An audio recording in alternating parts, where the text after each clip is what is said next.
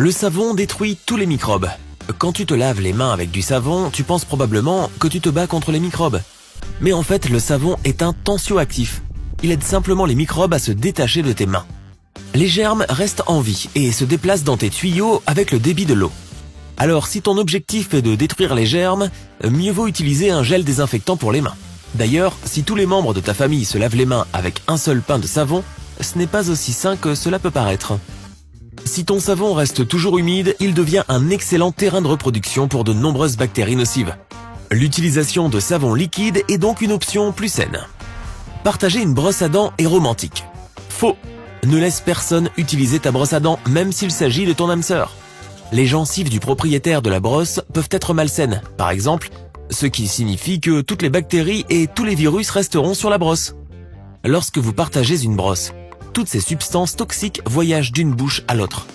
Il faut donc veiller à remplacer la brosse à dents au moins tous les 3 mois et à la désinfecter toutes les 2 semaines.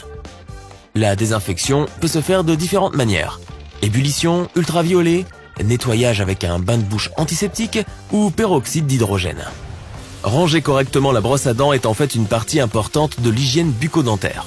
Elle doit être sec lorsque tu ne t'en sers pas.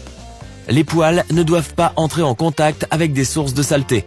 Alors c'est mieux d'utiliser un étui spécial pour le rangement et de le garder en position verticale.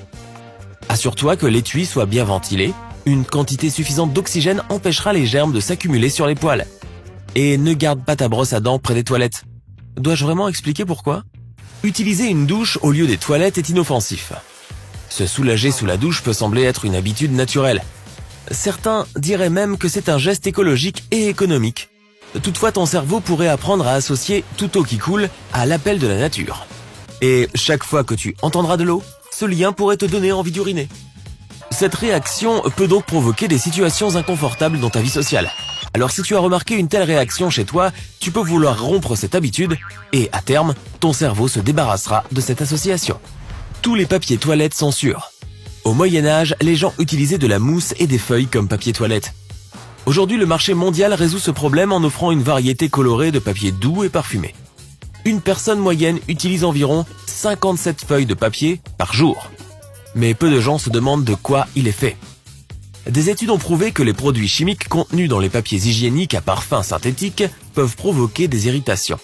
La majorité des parfums synthétiques utilisés pour les papiers toilettes sont produits à partir de produits pétrochimiques, ce qui signifie qu'ils peuvent inclure un petit nombre de substances toxiques.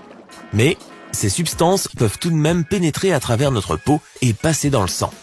L'alternative la plus écologique et la plus saine au papier toilette est bien sûr le bidet ou le petit